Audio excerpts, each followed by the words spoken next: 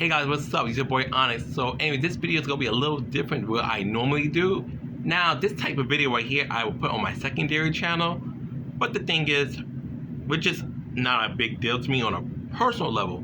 No one really checks out the content on my secondary channel because I try to make it mainly about Forbidden to keep it separate from the main channel.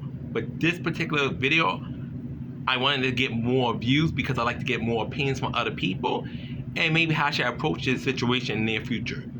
So here's the discussion. As you guys know, I'm the creator of Forbidden. You know, my mom helps me work on it. And over time since I began Forbidden, I created tons of characters. I would say like 97, 98% of the characters are original characters. Only 2 to 3% of the characters are adoptables. And these are adoptables that I fully retain the rights to. Like I own the character. But as of lately, I've been adopting a lot of AI art. Not too much, but enough to say I've done it more than once. Excuse me. And with AI art, obviously, while the character is mine, because it was drawn by AI, you cannot copyright that. So I pay a professional artist to redraw the AI character the way I want them done. And then that is mine permanently. Not just a character, but an artwork as well. But this is my problem lately.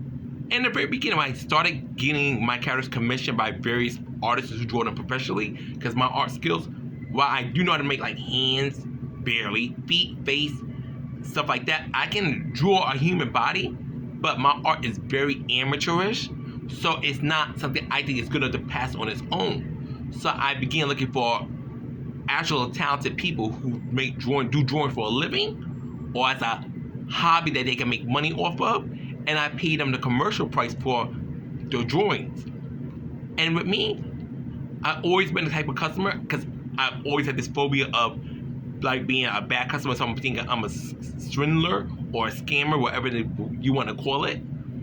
So I always pay up front, and I like to give artists a fair amount of like a good deadline. I usually give like 2 weeks deadlines. And in the very past, majority of my artists met those deadlines or even superseded them maybe by like a good 2-3 days. But as of lately, I had to remind my artists constantly, where's my character? It's like near the deadline. I haven't really gotten a sketch, or I haven't received a character, like what's going on? And they're like, oh, I got delayed. And I had to ask them. Usually I tell them all the time, if something comes up in your personal life, you ain't gotta go to every little detail, but let me know so I'm not here wondering, thinking, did I get my money taken from me? Did this person scam me? And this is just not a problem with artists I work for the first time. I'm coming across this problem now with artists I worked with multiple times, which is like, it hurts my feelings and it's shocking. Because I'm like, by now I thought we had that kind of trust. Like I never was funny with your money.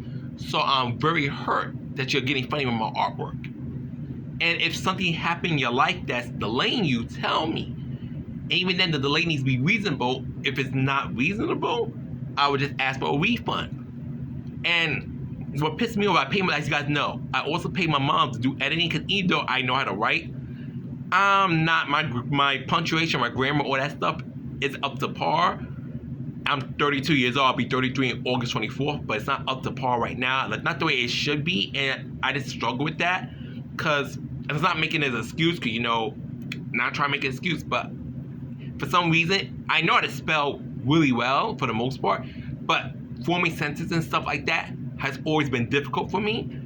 It always has. I do worry about how I'm going to deal with that in the future as I get older, because unfortunately, my mom won't be here forever, and I can't just run to my mom every time I don't understand something. That's why I'm very hesitant to agree to things online, or like, you know, when I'm reading contracts and stuff, I'm very hesitant. I try to make sure that I know I'm signing before I just like, because once you sign it, you can't undo it. You're stuck.